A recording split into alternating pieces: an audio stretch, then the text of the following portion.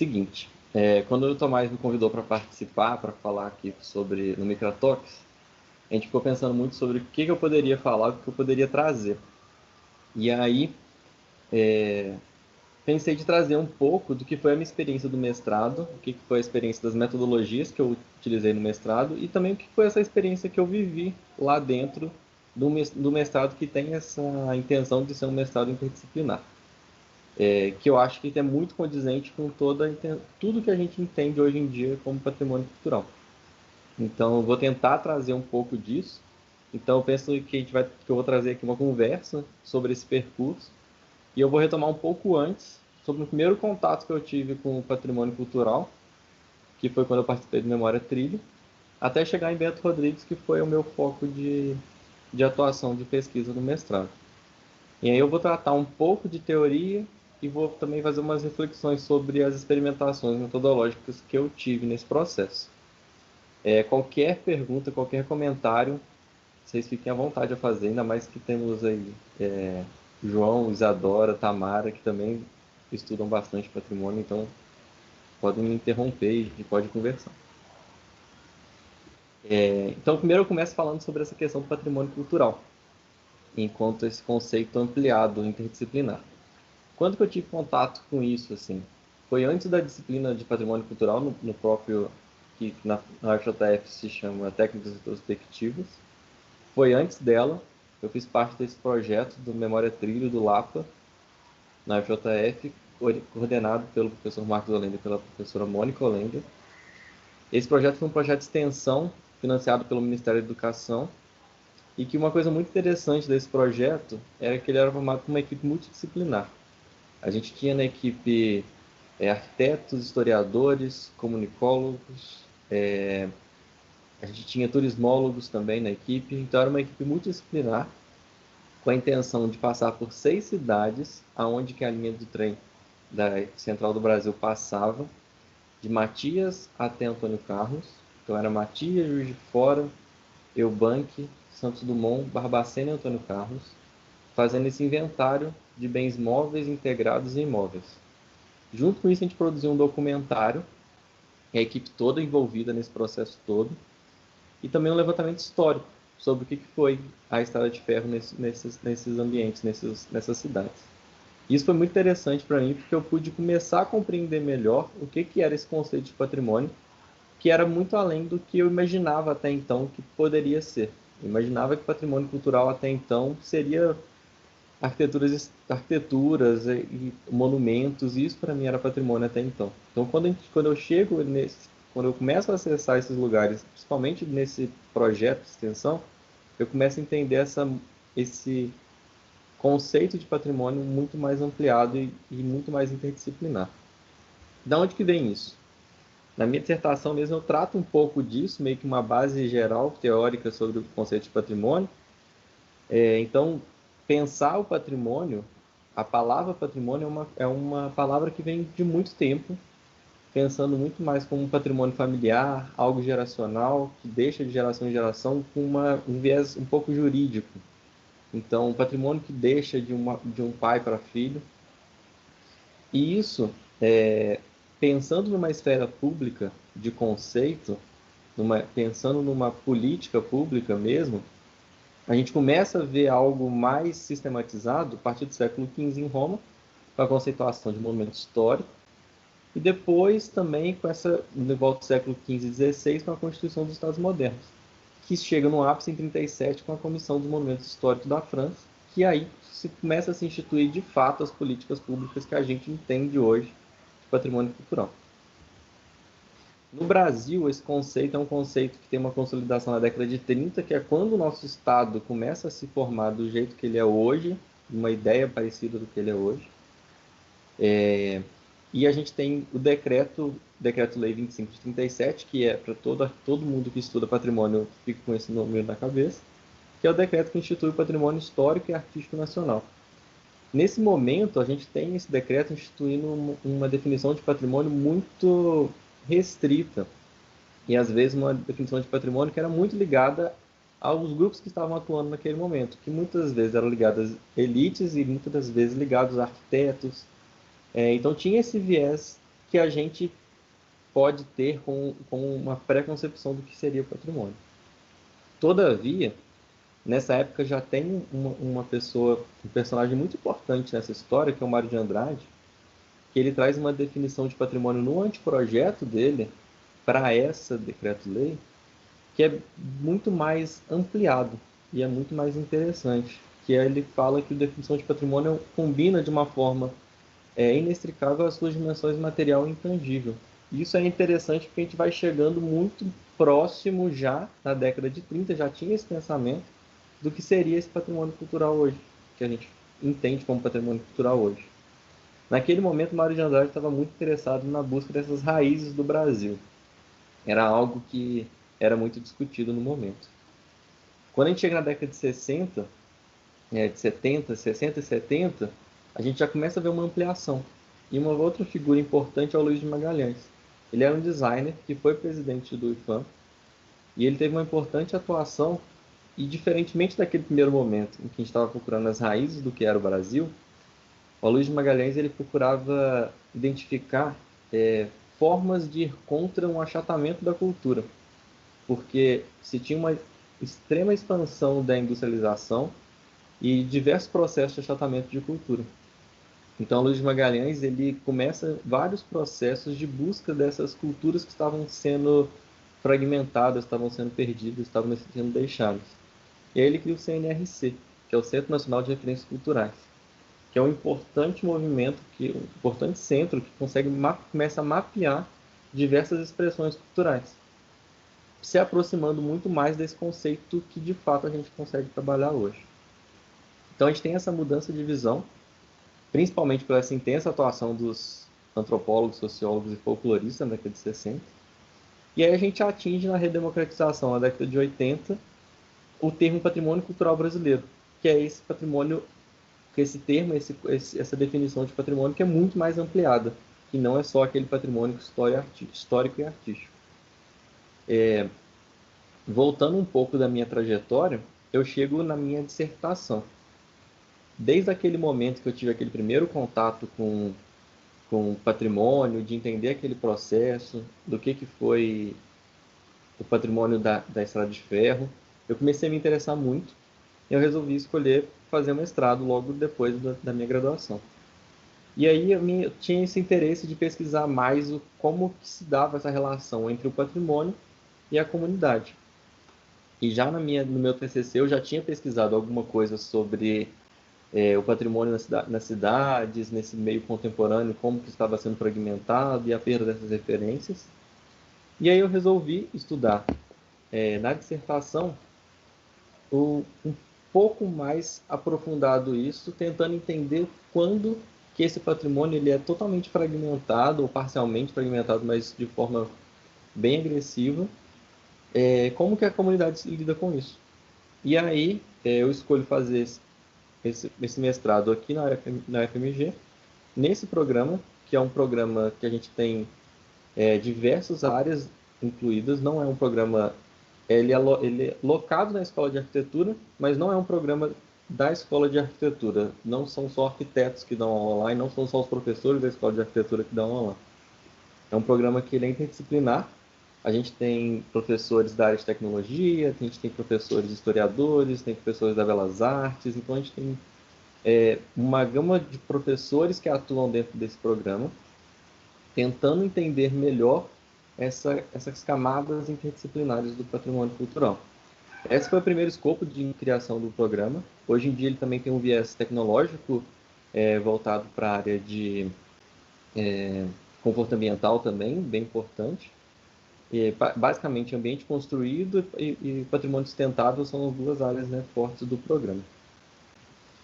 Eu encontro o meu orientador, o professor Leonardo Castriota, que vai ser a pessoa que vai me guiar nesse caminho.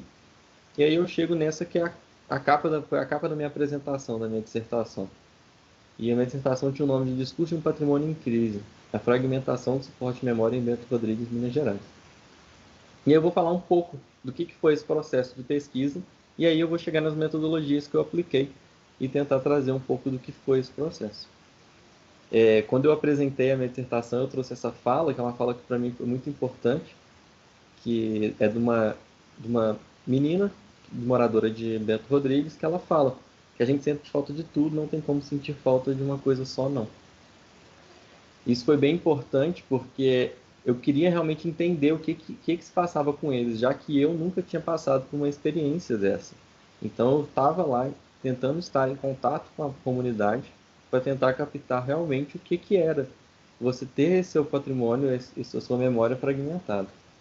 Essa aqui é uma foto que eu tirei lá de Bento quando eu fui visitar. Vocês conseguem ver esse lago.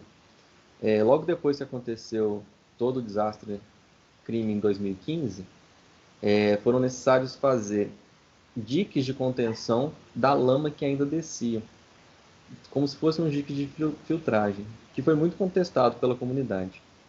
Esse dique que está aqui no canto esquerdo é o dique S4, e tem um S3 que é o da frente. E ele gerou essa barragem e essa inundação dessa água desse território. Então vocês conseguem ver alguns fragmentos das residências, porque a lama, quando passou esse mar de rejeitos, ele chegou até mais ou menos nessa altura dessa planície aqui, que a gente consegue ver logo próximo dessa barragem, dessa água parada aí. Então, qual que era o meu objetivo? Como eu disse, eu tinha o objetivo de investigar essas vivências e as múltiplas camadas, quando a gente trata de memória, frente a um contexto de crise e eventos críticos. E eu escolhi a localidade de Bento Rodrigues. Diferente de muitos outros pesquisadores que eu encontrei no meu caminho, que pesquisam Bento, pesquisam o desastre que aconteceu, eu não tinha um contato prévio com a comunidade. Então isso para mim foi um grande desafio, porque eu escolhi lá porque eu sabia que o programa já tinha pesquisas voltadas para Bento, já estavam envolvidos com esse processo. Eu escolhi algumas outras localidades que passaram por processos similares, mas Bento se mostrou a mais adequada por conta do curto prazo de tempo que eu tinha e o acesso que eu teria, já que já tinha grupos de pesquisa envolvidos. Então, Bento foi minha escolha por esse motivo.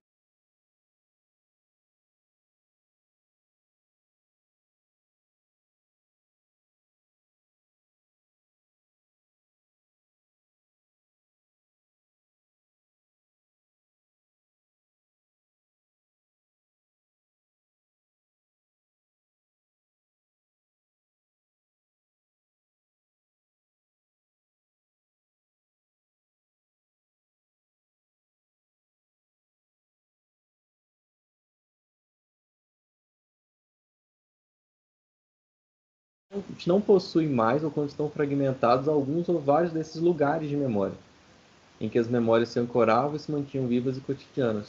O que acontece quando esses suportes são perdidos ou deteriorados por uma ação antrópica ou natural, trágica e muitas das vezes inesperada? Essa é uma foto também lá de Bento. Todas as fotos aqui foram eu que tirei. Então, Bento era assim, em 20 de julho de 2015. Essa aqui é a barragem, à esquerda, e à direita é a foto da comunidade. Isso foi muito bem próximo assim, de quando aconteceu. Só E para ter aqui, uma ó, ideia, João, sim, que tamanho que tem Bento Rodrigues de habitantes? Tinha, 8, pelo menos. 800 e poucos habitantes que Bento tinha. Ah, tá. Vai. Então é uma comunidade bem pequenininha. Ela tinha duas capelas, e depois eu vou mostrar uma foto do mapeamento, mas aqui dá para ver, ela tem uma rua principal, que era onde era a estrada real, e ela tem praticamente duas outras ruas que cruzam e uma rua paralela nova. É uma A comunidade bem cidade pequena. mais próxima ali é qual? Mariana. Mariana. Tá. Ela, na verdade, Bento é um subdistrito de Mariana, porque dentro das classificações, né, Bento Rodrigues não se classifica como um distrito, é um subdistrito de Mariana. Entendi. Beleza. Então aí tá essa foto do Google antes da barragem aconteceu o desastre crime, e aqui depois do ocorrido, já em 11 de novembro de 2015. Então aqui você consegue ver bem a área que foi devastada e só a parte mais alta da comunidade que ficou sem ter esse contato com esse rejeito, que não foi destruído por esse rejeito. Então eu vou passar rápido por esse primeiro momento, porque é a parte teórica. Eu quis trazer assim só para também deixar as referências e depois se alguém se interessar e quiser me mandar mensagem, querer saber exatamente onde que eu estava estudando, o que eu estava lendo, pode ser interessante, eu resolvi deixar para a gente conversar depois também.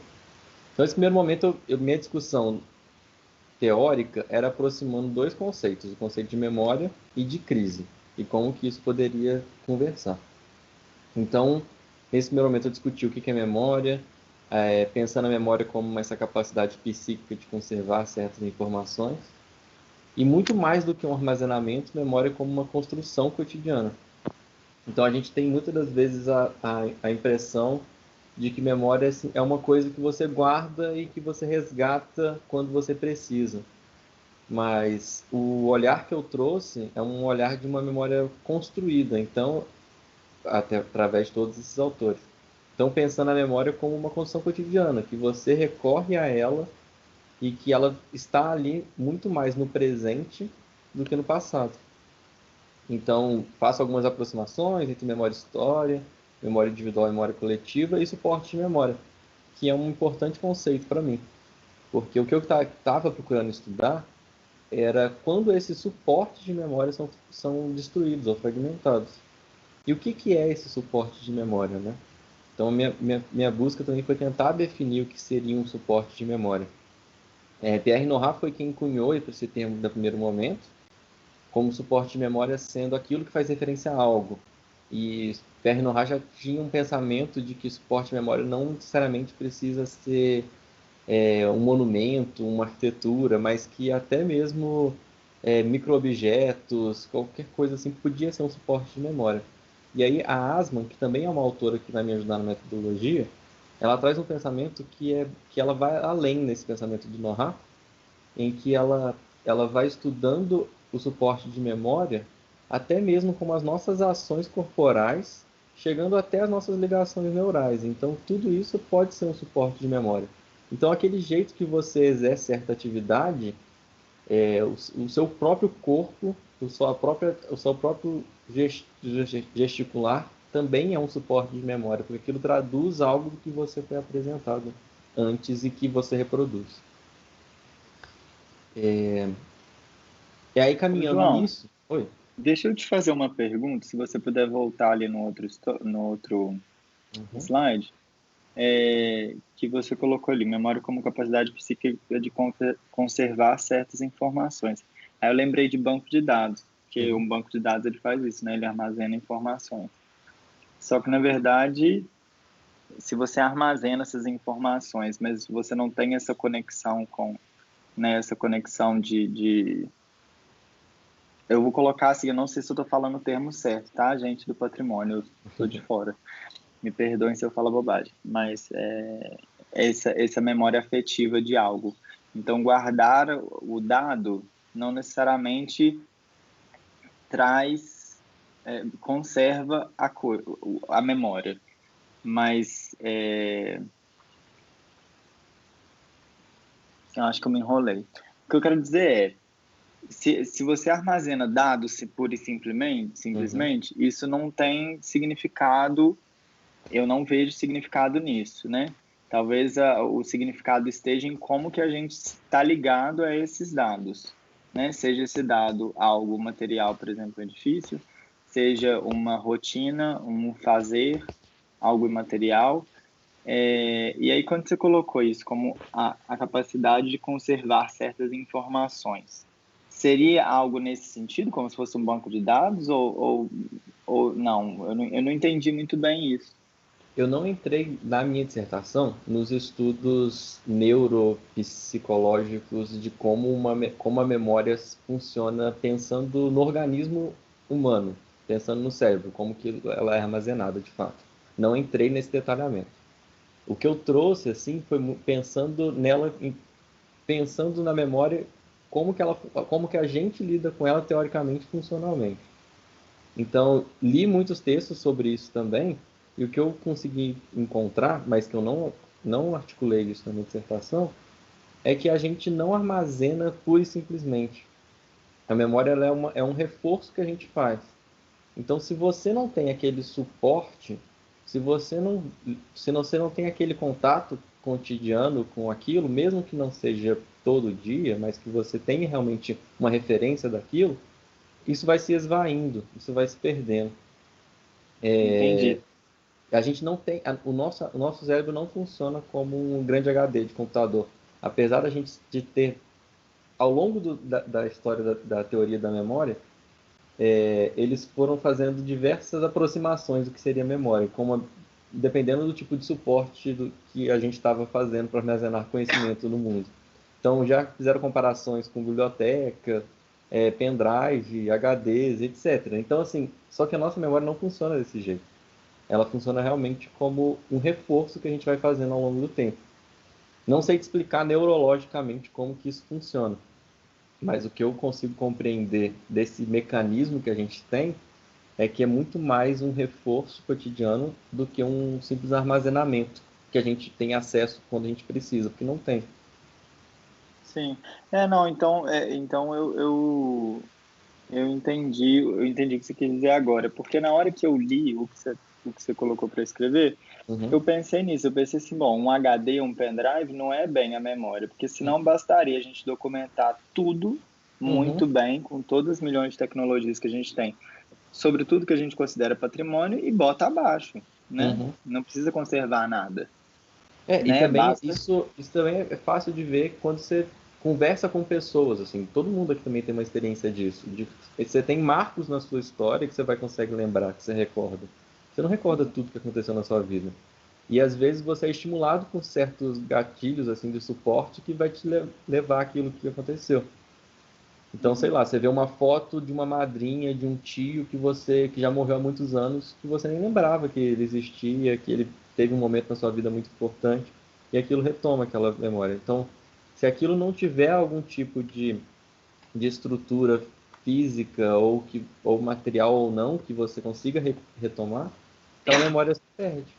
E é engraçado, ontem eu estava assistindo aquele filme da Pixar, o Coco, e eles fazem uma referência a isso. Não sei se eu não alguém aqui conheço esse assistiu. filme, não. É muito Chama interessante. Coco? Tipo, Coco. Ou Viva, a Vida é uma Festa. É, Ah, tá. e aí ele faz. Da mexicana, não é? Da Festa dos Isso, Mortos? isso. Uhum. E aí a história é essa, né? Que as pessoas, os parentes mais velhos de gerações passadas só sobrevivem se eles são lembrados. Se eles não são lembrados, eles viram uma memória que não existe mais, eles somem. Então acho que tem muito disso, assim. Por isso que eu queria muito investigar essa questão da ligação de uma comunidade com o seu suporte, porque imagina, Bento Rodrigues foi completamente devastado. Grande parte das residências de lá foram devastadas. A Capela de São Bento também foi. Aquela geração que viveu com aquilo vai ter memórias com aquilo. Mas até que ponto essas memórias vão sobreviver se aquela materialidade não existe mais? Então, eu Uhum. acho que essa é uma pesquisa que eu já consegui colher algumas informações, mas eu imagino que seja muito interessante dela se repetir daqui a uns, sei lá, 10, 15, 20 anos, ela acontecer de novo. Voltar, se aproximar dessa comunidade e entender. E aí, passou muito tempo agora. Como que estão essas memórias? Elas são as mesmas que existiam Uhum. logo depois do acontecido? Sim, legal. Obrigado. De nada. Para explicar um pouco do que eu entendia como memória e para explicar um pouco dessa metáfora, dessa necessidade de relação entre o ser, a memória, o ser, o suporte e a memória, eu estava vendo esse documentário que tem disponível no Netflix, sobre o Olafur Eliasson, que ele é um artista plástico contemporâneo, ele faz dessas instalações, e essa obra especificamente, ele cria uma bruma de água, e nessa bruma ele joga um feixe de luz, e quando ele joga esse feixe de luz, surge um arco-íris. E aí ele fala que esse arco-íris só existe quando você tem a conjunção entre o olhar da pessoa com esse ângulo, essa gota de água e essa luz. Então, esse fenômeno do arco-íris só existe nesse momento. Então, eu fiz uma metáfora, uma aproximação, pensando que esse olhar, esse ângulo seria o ser que tem essa memória, a gota d'água seria esse suporte para essa memória, e a luz seria essa memória. Então, esse processo, esse fenômeno da memória, ele só existe quando a gente tem esses três elementos juntos. Assim como esse arco-íris, ele só existe quando tem esses três elementos. Então, nesse primeiro momento, depois de refletir sobre memória, eu aproximo ela de crise, entendendo memória e crise. A crise da memória como fundante do patrimônio. Isso é uma aproximação que eu faço que a gente, pensando na trajetória da modernidade ocidental, quando a gente começa a ter uma crise da memória, principalmente por conta dos avanços da modernidade, se conceitua esse patrimônio e começa a se proteger esse patrimônio. Então, é uma aproximação que eu faço. E é curioso também que tanto o surgimento do conceito de crise quanto o surgimento do conceito de patrimônio, eles se dão no mesmo século, assim, numa aproximação até mesmo geográfica, porque vem muito dessas efervescências que estavam acontecendo. E depois outra aproximação que eu faço é memória e patrimônio em crise. Então, quando a memória e o patrimônio são postos em estados e situações críticas, o que acontece? E aí eu faço aproximações por alguns estudos de caso. E o segundo momento, que é que é o foco aqui da nossa conversa, que é onde eu acho que a gente pode chegar para discutir um pouco mais sobre as metodologias que eu apliquei. E aí eu começo falando um pouco desse texto do Manuel de Barros. Eu fui numa peça que foi apresentado esse texto, e aí eu falei, gente, isso é muito o que eu estou querendo fazer. Manuel de Barros escreveu um texto, ele escreveu, era para ser uma trilogia, só que acabou que eu acho que foram publicados só 2 livros, que era tipo uma autobiografia da infância dele. Só que o Manuel de Barros, quando ele puxa essa memória, ele cria, ele inventa muito sobre ela. E aí ele comenta sobre esse fato, que ele chama de escova, esse trecho, que é quando ele se deparou com arqueólogos que ficavam escovando ossos, e aí ele falava que eles tinham esse serviço de escovar ossos por amor, e que ele queria entender o que eles estavam querendo fazer ali. E aí ele entendeu que era para pesquisar os vestígios de antigas civilizações que estariam enterradas naqueles séculos. E aí ele pensou que ele queria escovar palavras, porque ele queria entender o que tinha por ali, por trás das palavras. E eu acho que foi mais ou menos nesse caminho que eu tentei também seguir. Eu tentei, nas 2 metodologias, a minha intenção era realmente escovar essas palavras, esses discursos, essas falas desses moradores, tentar entender o que estava por trás daquilo que eles estavam falando, o que estava para além daquela memória, para além daquele discurso que eles estavam tendo. E aí, no primeiro momento, eu tive essa aproximação com a comunidade através de idas lá, porque como eu fiz parte desse grupo de pesquisa, o grupo de pesquisa já estava montando um dossiê de tombamento do território. Então, a gente teve esse momento da apresentação do dossiê de tombamento para a comunidade. Eu fui novamente para fazer um outro grupo de pesquisa, sabendo que eu estava pesquisando Bento, me convidou para fazer uma parte de uma pesquisa sobre tipologia da comunidade, de processos de transformação da comunidade, pensando nas tipologias arquitetônicas. E eu fiz parte de um outro projeto que chama iCorp on the Road, que é um documentário vinculado ao ICOMOS, que é o Conselho Internacional de Monumentos e Sítios, vinculado à Unesco. E a gente fez esse documentário, uma das comunidades filmadas, gravadas, foi Bento também. Então eu fui tendo contato com a comunidade nesses contatos esporádicos, assim, porque eu não estava morando lá em Mariana ainda. E aí eu me encontro com a etnografia, eu sou apresentado por um amigo à etnografia. O que é etnografia? A etnografia uma prática, é uma metodologia, é uma prática, na verdade, da antropologia, acho que é melhor dizer assim, que vai muito além do que uma metodologia, porque mistura teoria com metodologia. E fazendo uma disciplina da Renata Marques na Escola de Arquitetura, ela me apresentou esse texto do Gertz, em que ele fala que a etnografia ela almeja perseguir pessoas sutis com questões obtusas. E eu acho que é muito isso. Assim. A etnografia ela é uma metodologia que ela busca a inserção completa do pesquisador no campo para se aproximar daquela comunidade, entender eles e aí tentar traduzir isso em pensamento sobre o que aquela comunidade está vivenciando. É uma metodologia, teoria da antropologia, mas como eu sou arquiteto, eu fiz disciplina sobre etnografia para tentar me envolver mais. eu não me sentia muito seguro para aplicar uma etnografia por completo. E aí, conversando com o meu orientador, ele me apresentou o RIP. O que é o RIP?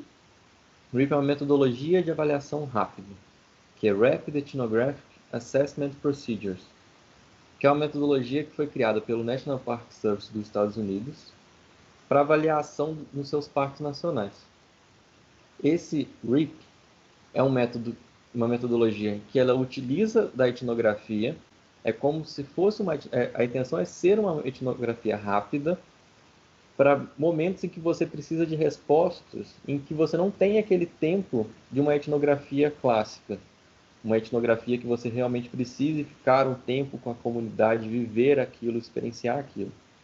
E eu acho que muito por uma insegurança que eu tinha de não conseguir estar e já não ter tido esse contato com a comunidade, não conseguir estar com eles durante muito tempo, e nesse prazo curto do mestrado de 2 anos, eu me senti confortável com o RIP, porque é uma metodologia que ela se baseia em 2 princípios, que é a triangulação e a interação de técnicas. Porque um dos questionamentos que se faz ao RIP é que, por ele ser rápido, ele não conseguiria a profundidade que a etnografia conseguiria. Mas aí ele se baseia em diversas técnicas e a partir da triangulação delas e da interação entre elas, ele consegue talvez se aproximar de uma profundidade parecida que uma etnografia clássica conseguiria fazer. Esse RIP, uma das similaridades que eu encontrei nesse processo de pesquisa, é que o RIP ele foi aplicado para compreender os impactos do atentado do 11 de setembro de 2001 na comunidade de Battery Park City, que é uma série de edifícios, um condomínio de edifícios que existia ali perto do World Trade Center, e que eles precisaram aplicar uma metodologia rápida porque tinha sido um desastre totalmente inesperado, rápido, que aconteceu, e eles precisavam de algum jeito trazer respostas, entender mais aquela comunidade. E aí eles aplicaram o RIP nessa comunidade para entender quais foram os impactos. Então eu consegui ver muita proximidade e que eu conseguiria talvez trazer algo na minha pesquisa aplicando essa metodologia. E aí eu estruturei... Alguém falou? Amigo, eu queria fazer uma pergunta só sobre o RIP. Pode falar, João. Volta, por favor, no slide anterior. Eu só não entendi se o RIP, né, foi adotado pelo National Park Service para avaliações em seus parques nacionais. Avaliações com populações e comunidades tradicionais que, né, habitavam nos parques, ou com visitantes? Qual que foi o objeto de pesquisa deles? Naquele primeiro momento que ele foi estruturado para as comunidades tradicionais que viviam nesses parques, para entender o impacto desse esse avanço do turismo, do impacto dessa proximidade com cidades que estavam se avançando por esses parques. Então, nesse primeiro momento foi com eles, assim. Mas essas duas autoras, a Seth M. Lowe, a Taplin também, elas têm já trabalhos que elas fazem com comunidades urbanas. Então, por exemplo, esse do 11 de setembro. Então, eles têm vários outros estudos que eles aplicam o RIP e não mais nos parques nacionais. Mas foi um primeiro momento que eles adotaram, foi nesses parques.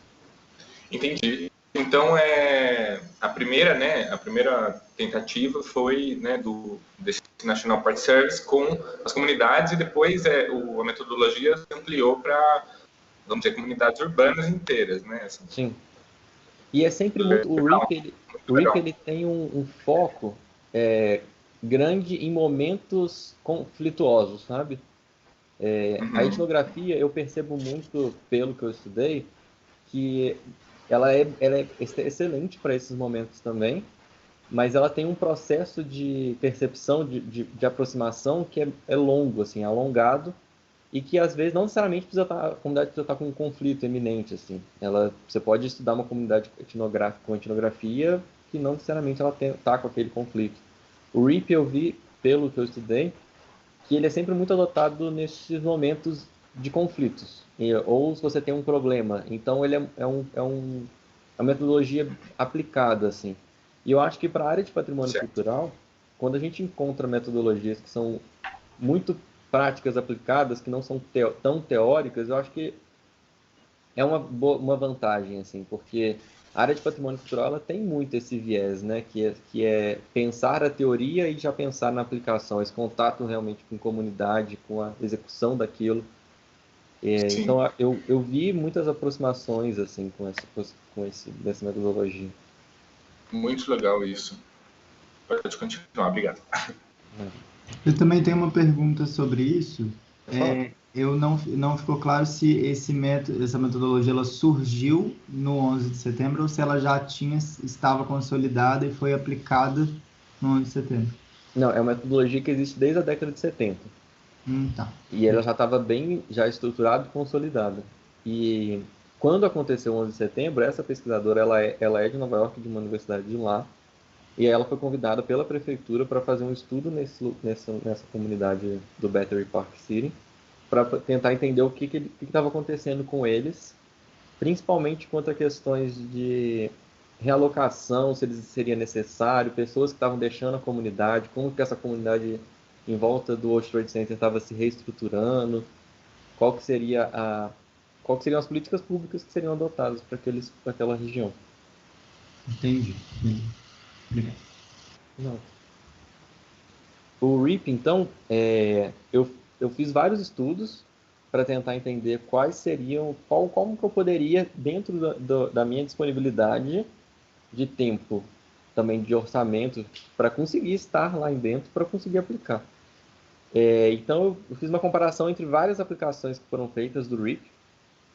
E o REAP, basicamente, é uma caixa de ferramentas, de metodologias com comunidades. E aí eu fui tentando selecionar aquelas ferramentas que seriam possíveis de eu fazer e que conseguiriam trazer essa abordagem e esse olhar mais ampliado para aquela comunidade. Então eu selecionei esses métodos aqui, essas ferramentas, né? Que é a pesquisa histórica documental, observação participante, visita a campo guiada, mapas mentais e entrevistas individuais.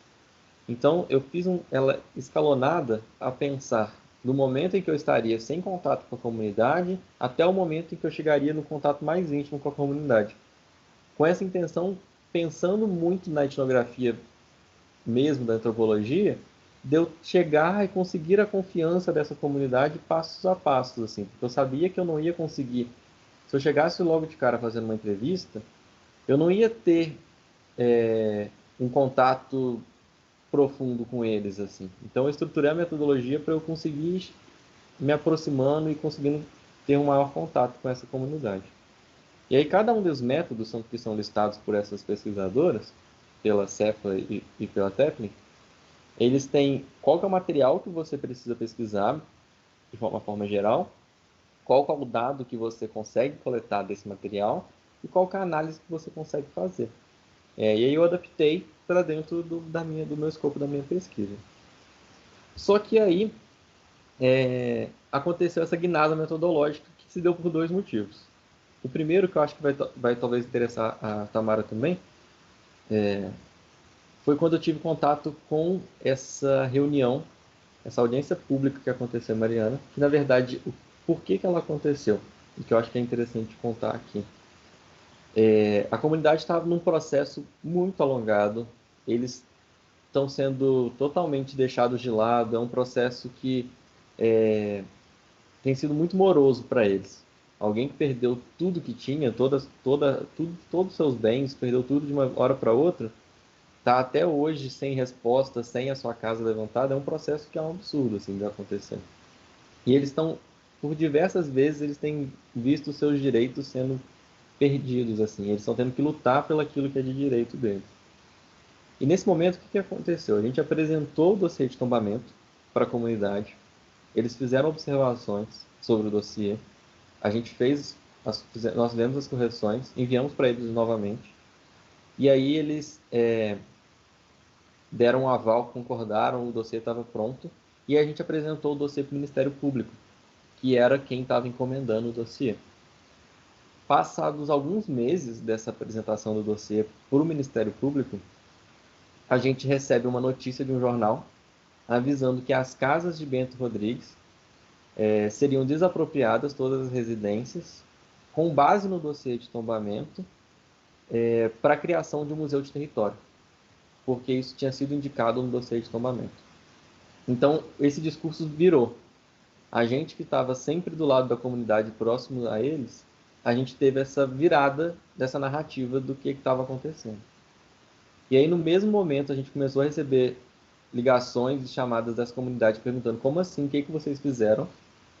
E a gente foi atrás para tentar saber o que estava acontecendo. E logo, um dia depois, já foi chamada essa reunião, essa audiência pública, sobre o patrimônio, porque foi chamada de TAC do patrimônio, né, que era o termo de ajustamento de conduta da SAMAR, relativo ao patrimônio, em que eles convocaram o Ministério Público Estadual, o Ministério Público Federal, representantes da SAMAR, representantes da Renova, a comunidade, e a gente não foi convocado. A universidade, pela Escola de Arquitetura, o professor Leonardo Castellotti, não foi convocado, mas a gente foi lá. A gente falou, não, a gente precisa defender, porque não foi isso que foi acordado. E quando a gente chegou lá, foram apresentados vários relatórios sobre vários processos que estavam acontecendo, e aí quando chegou no exato momento para falar sobre essa notícia, ela foi apresentada como um ruído. Pelo que parece, essa minuta que saiu, que dizia que as casas seriam desapropriadas, era uma minuta que não era oficial e que não era para ter saído, que gerou esse ruído. E que isso não era algo, que não era isso que ia acontecer, mas isso estava tudo endereçado com todos os nomes de todos os responsáveis por todo esse processo. E a comunidade, quando a gente chegou lá, ela estava bastante revoltada. Uma senhora, eu lembro, ela chegou para a Samantha, que é uma das pesquisadoras, e virou e falou, vocês traíram a gente. E a gente teve que lidar com esse processo todo, de defender e mostrar que não, que o dossiê apresentava sim a transformação daquele espaço no museu de território, porque foi levantado com a comunidade toda que aquilo era o interesse deles, já que eles não podem residir mais naquele espaço, porque logo depois de Bento existe uma lei sobre o raio das barragens que comunidades não podem existir mais. Então, eles não poderiam voltar para Bento Rodrigues para morar, mas eles queriam esse museu de território para não deixar essa memória ser esquecida. Mas em nenhum momento foi dito que seria feito através de uma desapropriação. Tanto que era bem claro no dossiê que todo esse território seria gerido e propriedade da própria comunidade. Então, esse museu de território, por princípio, ele é gerido pela própria comunidade que o detém. Não faz sentido você ter um museu de território gerido por uma empresa terceirizada. Então, ele é realmente gerido e posse daquela comunidade que o detém. Então, quando se dá esse ruído, eu me aproximo dessa metodologia de análise crítica do discurso. Isso já foi logo próximo da minha qualificação, que eu vejo que como aquele discurso daquele mesmo documento, ele pode ter sido manipulado, ele pode sofrer diversas leituras a partir do momento em que ele está sendo, por quem que ele está sendo lido, em qual contexto. E aí eu me aproximo de outras pesquisadoras, uma delas era a Laura Jane Smith, em que ela fala que esse patrimônio cultural, ele é um processo de performance de comunicação. Então, que ele tem por objetivo construir significados no e para o presente. Então, quando você lê o patrimônio cultural, você está lendo ele hoje. E por quem que está lendo e aonde você está lendo ele e com qual intenção que você lê aquele patrimônio cultural. Então, ele pode ser muito uma ferramenta de poder, a depender de quem está à frente disso. Então, nisso eu me aproximei da análise crítica do discurso. Naquele momento, era para ser um processo de pesquisa, uma metodologia de pesquisa complementar ao RIP. Porque eu já estava me mudando, praticamente eu já tinha achado um lugar para morar em Mariana. Foi na semana anterior, tinha ido lá, feito contato com a comunidade de novo, marcado reuniões, já estava. Na semana seguinte eu já ia começar esse processo mais de imersão. E aí a gente teve a notícia do coronavírus, a universidade fechou, tudo parou, isolamento, e aí eu não pude aplicar o RIP. E aí nesse momento eu tive que fazer essa guinada metodológica da análise crítica do discurso ser a minha metodologia de pesquisa, e não mais o RIP que eu já tinha sistematizado. E eu comecei a sistematizar novamente uma metodologia. E aí, o que é essa metodologia da análise crítica do discurso? Por que ela interessa? O discurso, muito mais do que o que está escrito ou o que está sendo falado, nos interessa entender o que está para além desse discurso, uma complexidade de relações de poder, o que quais são os processos de inconsciência ideológica, quais são as identidades sociais que estão expressas naquilo. Então, muito mais do que aquelas palavras que estão sendo escritas ou ditas, o que você tem por trás daquele processo. E há duas vertentes muito fortes de análise do discurso, que é a análise do discurso francês e a análise crítica do discurso, que é inglesa. A Isadora me apresentou um pesquisador amigo dela, que foi para mim que abriu muitos caminhos para mim, para eu conseguir realmente estudar a análise do discurso e conseguir entender mais o que eram esses processos. E aí eu entendi, lendo os textos, qual vertente que eu queria me aproximar mais. A análise do discurso francês, ela, de maneira geral, ela parte de um princípio em que o discurso é um reflexo dos contextos em que eles são ditos. Então, o discurso ele reflete aquela comunidade, o discurso reflete aquele contexto. A análise crítica do discurso inglesa, ela entende o discurso também como um reflexo, mas também como uma ferramenta de mudança daquele contexto. Então, pensando nisso, eu acho que se aproxima muito do discurso que eu ia entender e muito também do processo que eu tive com essa comunidade, a análise do discurso inglesa. Porque é bem possível e bem característico desse processo de Bento Rodrigues como que o discurso dessa comunidade tem sido capaz de movimentar certas ações a favor deles. Então, por isso que eu me aproximei mais dessa inglesa. Esta eu trago uma citação do Van Dijk, só que ele explica o que é essa investigação sobre o discurso, pensando que o discurso é muito como uma ferramenta de poder. E aí, como que eu ia me aproximar desse discurso, dessa comunidade?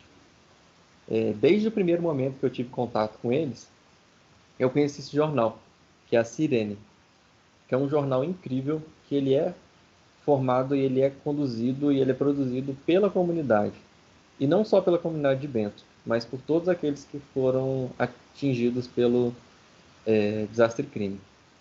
É um jornal que existe desde fevereiro de 2016, a edição 0 dele, e ele existe até hoje. E ele é publicado mensalmente. E é um jornal em que eles trazem muitas informações sobre todo o processo burocrático, jurídico que eles estão passando, mas também ele funciona muito como um relicário de memórias deles. É um lugar onde que eles colocam muito do que foi as comunidades que eles viviam, onde que eles falam muito sobre o que eles tinham naqueles espaços, o que eles viviam naqueles espaços. Então, para mim, era um corpus de trabalho perfeito, porque era uma produção que vinha das comunidades. Claro que tem um apoio da Universidade Federal de Ouro Preto, existe apoio de coletivos, também de ONGs, mas é o que mais se aproxima daquele discurso que é da comunidade, que era aquilo que eu queria me aproximar desde o começo. E aí, então, selecionei esse corpus, que são essas 51 edições, desde a primeira, da 0, até a edição 50, que é de junho de 2020. E eu tinha essa subcorpora, que são os documentos e materiais que a comunidade foi se referenciando ao longo desse processo. Então, eu analisei em 3 etapas. A primeira etapa é uma etapa de compreensão do contexto de produção do jornal. A segunda etapa, uma leitura ampliada do jornal. E a terceira, de análise temática nos suportes de memória. Então, aqui só para vocês entenderem, esse é o editorial da primeira edição, em que eles colocam quais são esses grupos que formaram esse jornal, que é o Minuto de Sirene, Arquidiocese de Mariana, ICSA da UFOP e o Nitro foram os primeiros que apoiaram todos os atingidos. E o jornal, já logo no primeiro editorial, ele já fala: a Sirene é um jornal feito pelos atingidos e para os atingidos, mais uma ferramenta de apoio para que a comunicação e a preservação de suas memórias se tornem seus patrimônios. O convite a todos para não esquecer. Então, eu acho que desde o princípio já tinha essa potência, esse jornal, para ser realmente esse lugar para eles preservarem as memórias deles. Então, aí eu vou passar aqui mais rápido, só porque esses aqui já são os resultados que eu consegui nessa pesquisa. Alguém quer falar? Não? Aqui só vou passar mais rápido, porque são os resultados.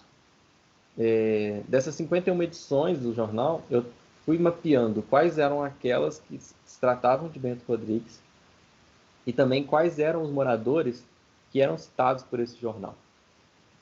Os moradores, eles assinam as reportagens, então era possível identificar quem são as pessoas mais ativas nessa comunidade. Então, desses 548 artigos e reportagens que eu li de todas as 51 edições, 180 são onde que Bento foi referenciado. E 111 são o total de moradores que participaram dos artigos e reportagens. Na segunda etapa, para entender melhor esse processo ampliado do jornal, eu peguei essas edições e resolvi analisar os editoriais dessas edições, das 51 edições de jornais. Essa aqui é uma ferramenta que é bem interessante, que para além de uma nuvem de tags, essa Infranodos, ela é uma ferramenta que depois, se vocês quiserem entrar lá no site, é bem legal de mexer. Entrei até em contato com o programador que fez essa ferramenta. É uma ferramenta que já tem sido utilizada em várias pesquisas. E é uma ferramenta que ela pega textos e transforma os termos principais em nós, em pontos, e simboliza as ligações que foram feitas nesse texto através desses traços. E ela cria também grupos de tópicos. Então aqui, cada cor dessa é um grupo de tópico que foi articulado. Então você consegue entender quais são os termos que se ligam. Então, por exemplo, em amarelo, a gente vê que atingidos, comunidades e marianas são termos que se ligam. E você vê que atingidos talvez é o termo mais referenciado, que é o círculo maior. Então, uma ferramenta muito interessante porque ela traz uma complexidade nessa análise do discurso, que é para além daquela nuvem de tags simples. Você consegue realmente analisar quais são as conexões que foram feitas, quais termos que não se ligaram e qual que é o foco desses textos. Então, eu analisei todas as 51 edições dos editoriais e depois eu analisei também, ano a ano, qual foi o discurso que foi adotado nesses editoriais. E por que os editoriais? Os editoriais é a parte do texto, do jornal, em que tem muito um viés, muito sobre o que foi o processo daquela edição do jornal, e ele traz muito o tom que daquele jornal, daquela edição, queria tratar. Então, ele é muito subjetivo. Então, eu queria muito que eu entendi como eu não conseguiria analisar nessa ferramenta todos os textos que eu tinha de Bento. Eu quis pegar todos os editoriais porque eu conseguiria entender qual era o tom que esse jornal foi passando ao longo dos tempos. Então isso eu tenho também, eu posso disponibilizar ano a ano, e se vocês entrarem também na página minha lá no Infranodos, também você consegue ver todos esses anos, esses gráficos. E aí a terceira etapa foi realmente me aproximando dos discursos mesmo, relativos à memória. Então eu peguei todos os 180 artigos, onde que é a participação dessa comunidade de Bento, decupei eles e entendi que 89 deles tratavam de memória e de seus suportes. E dentro disso, eu fui selecionando quais que eram esses suportes que foram indicados para os moradores de Bento Rodrigues nesse processo. E aí, aqui eu fiz uma listagem. A cor mais escura são os lugares, o suporte de memórias que foram mais referenciados, que a Capela de São Bento e a Nossa Senhora das Mercês são os lugares mais referenciados. E logo em seguida também os alimentos produzidos. Para a comunidade de Bento, as áreas de pomar, de hortas, de galinheiros têm uma importância vital. Era muito importante para eles isso. Então também era um referencial de memória para eles. E aí eu fui listando todos esses suportes que a comunidade tinha. E algo que mexeu muito comigo foi que quando eles, das edições, na edição 8, eles trazem um relato que assim que aconteceu todo o desastre, eles se reuniram na Capela de Nossa Senhora das Mercês, que é essa mais ao norte. Eles se reuniram lá porque era o lugar mais alto que não foi atingido. E depois que eles conseguiram contar quantas pessoas estavam lá, quem que não estava, quem que tinha sido esquecido, depois que eles identificaram as pessoas, a primeira coisa que eles fizeram foi pegar uma folha de papel e desenhar as ruas, as casas e tudo mais que eles conseguiam lembrar para mapear aquele local. Isso acho que foi muito forte para mim, assim, ver isso e ler esse relato, porque eu acho que se aproxima muito do que eu estava querendo fazer, assim. E foi uma atitude muito instintiva deles. logo depois que eles identificaram as pessoas, que eles identificaram as vidas que estavam ali, a primeira coisa que eles fizeram foi pegar uma folha de papel e mapear o espaço, sabe? E eu acho que isso justifica muito o porquê de fazer pesquisas e porquê de entender esses processos. Nossa, eu achei isso muito legal, porque eu acho que eu nunca esperaria que isso fosse algo que eles fariam, e eu fico pensando se talvez numa comunidade maior, sei lá, Juiz de Fora, por exemplo, Belo Horizonte, se isso aconteceria assim dessa forma, sabe? Lógico que Uhum, não com toda a comunidade reunida, porque não seria o caso, mas eu fico pensando se isso aconteceria, sabe? uhum. É, Não ser uma comunidade coesa como uma comunidade pequena, né? Onde as pessoas geralmente se conhecem melhor, se uhum. frequentam mais e muito, muito legal, muito interessante isso. Então, e sobre isso, Tomás, uma das coisas mais interessantes que eu encontrei foi que a comunidade lá de Bento, eles têm uma relação com o espaço que é, assim, acho que é fora do normal, assim. Eu imagino, é fora do normal, mas eu acredito que isso se possa se repetir em em outras comunidades dessa dimensão. Porque a referência maior que eles faziam como suporte de memória era do próprio Bento. E isso é interessante porque eles colocam Bento Rodrigues como um sujeito nos discursos dele. Eles chamam lá de o Bento. Então, muito mais do que o espaço, do que um espaço, um território, eles veem Bento quase como um sujeito. Então, eu trago aqui alguns textos. Eles falam: foi bem danificada a ponte de madeira que dá acesso ao nosso querido Bento. Experiência que tivemos no antigo Bento. Não é em Bento Rodrigues. Não é, histórias que vivemos no Bento não morram. Aqueles que querem tirar o Bento de nós, a vida que nós, parte da vida do Bento. Então isso é muito, muito, e todo mundo que lida com eles, com a comunidade de Bento Rodrigues, percebe muito isso, como que eles têm esse apego, e é algo extremamente material e extremamente profundo que eles têm essa ligação com esse espaço. De entender o Bento Rodrigues muito mais do que simplesmente um território que eles habitam. É muito imaterial e muito complexo a relação que eles têm com aquele espaço, com aquela paisagem. Que legal, foram personificando mesmo, né, Total. a cidade, né? Engraçado que você falou do negócio de varrer não, escovar os ossos, né? O que Uhum, está por trás de eles falarem no Bento e não em Bento, né? uhum. É toda essa relação que eles têm. Muito, muito legal, muito interessante. E aí uma outra descoberta também que eu tive nesse processo foi entender esse eixo desse suporte de memória, que não coincidentemente é a via mais antiga da comunidade, onde que era a Estrada Real e onde que surgiu a comunidade, e onde estão localizadas as duas capelas. E mapeando todas as referências que eles fazem ao banco da praça, às árvores da praça, à escola, tudo é localizado nesse eixo, assim, grande parte. Alguns são fora, mas a gente vê esse eixo desse suporte de memória que são referenciados por eles. E aí no quarto momento, dentro desse quarto momento, essa terceira etapa, eu percebi que desses 28 suportes de memória, apenas 8 não foram atingidos. Isso aqui é um mapeamento que dentro desse grupo de pesquisa já tinha sido feito. Aqui a gente tem a comunidade desenhada, então essa área vermelha é toda a área que foi atingida pela lama, e aqui em cima, a norte, a gente tem a área que não foi atingida. Então desses 28 suportes, apenas 8 não foram atingidos. E uma fala interessante que eu trago aqui, que eles falam que esses fragmentos, por mais danificados que estejam, estabelecem um elo entre o presente e a vida que levávamos em nossas localidades. Eles sobreviveram e ajudarão a contar nossa história. E sem dúvida é essa história que justifica a luta pelos nossos direitos. É em nome de nossas lembranças que estamos aqui. Então eu acho que eles entendem muito claramente que mesmo após a fragmentação de toda aquela comunidade, da perda desses referenciais visuais, materiais que eles tinham, o fragmento que restou é importante para eles contarem essa história. É importante para eles contarem o que era Bento Rodrigues, o que foi aquela comunidade, o que eles viveram naquele espaço. E aí eu me aprofundo nos discursos. Eu seleciono todos esses discursos que realmente tratam desses suportes e eu me aprofundo.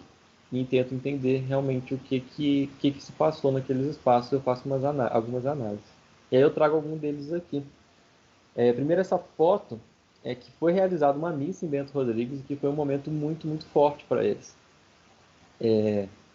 Eles conseguiram realizar uma missa na Capela de São Bento. Aqui vocês conseguem ver as ruínas dela. O que sobrou lá foi só essa base em pedra e as campas, que é esse piso em madeira, que embaixo antigamente funcionava como covas para enterrar mortos, né? E foi isso que restou. Toda a parede que era de adobe foi perdida. E aí eles conseguem realizar uma missa naquele espaço, em 2017. E aí eles têm alguns discursos que são importantes para mim. Eles falam que nem o tempo consegue apagar a memória do que eu vivi aqui. Até o cheiro da igreja continua o mesmo, consigo sentir. Acho que isso é muito, muito impactante, como que o espaço ele ativa certos mecanismos de memória que a gente tem, que às vezes nem estão ali mais. Então ela consegue sentir aquele cheiro, mesmo aquele espaço estando completamente danificado. Sentir como se nada tivesse acontecido com o nosso querido Bento Rodrigues. A tristeza de ver tanta destruição e ainda ser vigiado o tempo todo no local em que você nasceu. Isso era algo que eles incomodavam, se vocês verem aqui logo à direita, de laranja e no fundo ali também, da fotografia, os funcionários da Samarco estão lá o tempo todo e o espaço hoje em dia é um espaço que está todo fechado de acesso. Só os moradores conseguem ter acesso mediante... Eles têm um acesso já sistematizado, né, que eles conseguem visitar, e outras pessoas têm que ter mediante liberação da própria Samarco e do Ministério Público. Então é muito triste para eles terem que pedir permissão para estar naquele espaço que é o espaço deles. Mas eles têm também um pensamento de muita esperança. E eles falam, né, que se nós nos mantivermos unidos e perseverantes na fé, conquistaremos nossos objetivos. Então, só algumas considerações finais desse trabalho. A memória permaneceria, apesar de não existir mais o suporte material. Então, retomando aquele pensamento da Asma lá atrás, sobre o que seria memória e o que seriam esses suportes, ela faz essa reflexão sobre o que seriam essas mídias da recordação, que ela chega então até essas ligações neurais. Então a gente entende que para uma comunidade que teve grande parte dos seus suportes destruídos, o que resta a eles é a narrativa daquilo que foi. Então a memória permanece nesse discurso enquanto essa comunidade e os membros sobreviverem. Então, para além disso, para além dessa comunidade, enquanto eles sobreviverem, eles conseguiram já criar formas dessa narrativa, desse discurso estar escrito em alguma coisa. Então esse jornal A Sirene é um jornal que ele tem uma força, uma potência muito grande quando você pensa nessa memória, nesse patrimônio. E aí eu digo, né, que eu espero que esse trabalho possa contribuir de alguma maneira para fortalecer a luta daqueles que não estão nessa posição de poder e privilégio. E também que possa incentivar pesquisas que almejam esses novos olhares. Tem esse trecho que abre essa minha parte das considerações finais, que é um trecho do Agualusa, que é bem interessante, que ele trata de um quando ele fala sobre... Vou ler para vocês. Imagine um gajo qualquer. Imagine que lhe arrancam os olhos. Vamos lhe dar um nome e uma ocupação para ser mais fácil. Por exemplo, Sebastião Eusébio, camponês. A gente arranca-lhe os olhos. Pode ser com uma faca, pode ser com uma colher de chá. E o gajo continua assim, Sebastião. Camponês, embora cego. Vamos lhe cortar uma das mãos, depois um braço, uma orelha e a seguir o nariz. Enfim, vamos devastando Sebastião, golpe a golpe, como se fosse arramado de uma árvore. Mesmo mutilado, ele continuará a ser Sebastião Eusébio. Agora experimente arrancar, não os pedaços do corpo, que é bastante fácil. Existe apenas mão firme e alguma prática e um certo alinhamento do espírito. Vamos arrancar-lhe recordações. Primeiro arrancamos as imagens da mãe pilando milho com as outras mulheres, enquanto cantavam. Depois a lembrança boa das brincadeiras com os irmãos e os primos entre o canavial, junto ao rio. A seguir o frescor da água tirada do moringue. Tiramos também de dentro da cabeça de Sebastião as histórias que a avó lhe contava, o cheiro do cachimbo, as pequenas gargalhadas dela. Então respondam-me. Aquele homem que nunca foi menino, aquele homem ainda é o Sebastião? Então acho que isso é muito sobre isso que eu queria muito assim, discutir nesse trabalho, sabe? Como que essa memória é importante, como que ela fortalece, como que ela gera essa identidade e ela realmente é fortalecida e compreendida com essa complexidade do patrimônio cultural. Então foi mais ou menos isso, tudo que eu fiz. Ô, João, esse trecho é do Sociedade Sonhadores Voluntários? Isso. É, não é? Uhum. Que foi me indicado pelo Tomás. É porque eu lembro que eu indiquei para você, eu acho que você leu ele antes de eu ter lido. Ah, é? Eu acho que sim, que eu lembro que eu falei com você e com a Isa sobre, mas eu lembro de estar lendo esse livro, inclusive vale a pena, quem gostar de ler. Eu lembro de ter pensado nessa potência que é essa coisa que não está aqui, né? Essa coisa que está no nosso... Eu não vou poder falar HD agora, porque eu já falei disso antes, mas né, aquilo que está na parte do nosso repertório, assim, que não necessariamente está aqui com a gente, né? Uhum. Eu achei isso muito legal, essa analogia que você fez aí. E é isso. Estou aqui para conversar, responder perguntas. Agradeço pelo convite.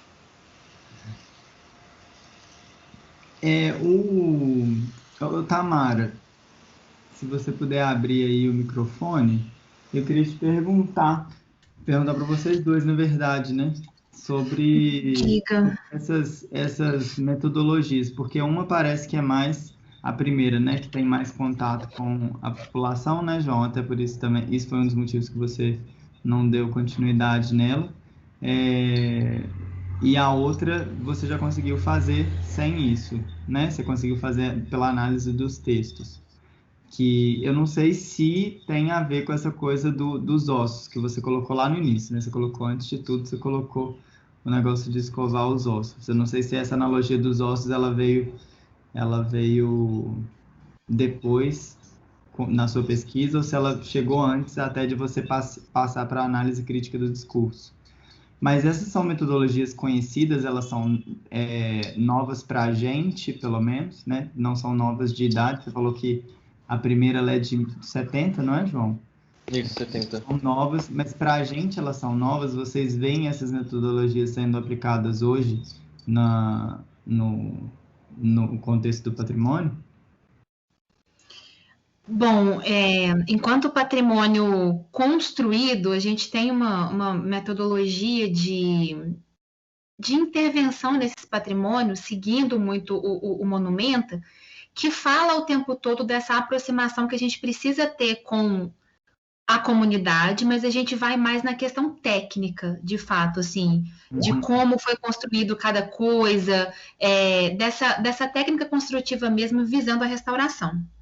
Eu nunca tinha ouvido falar dessas metodologias.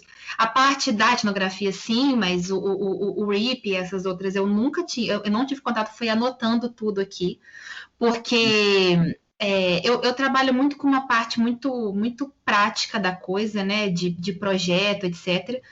E eu estou passando um pouco por essa dificuldade também, estou na arquibancada novamente.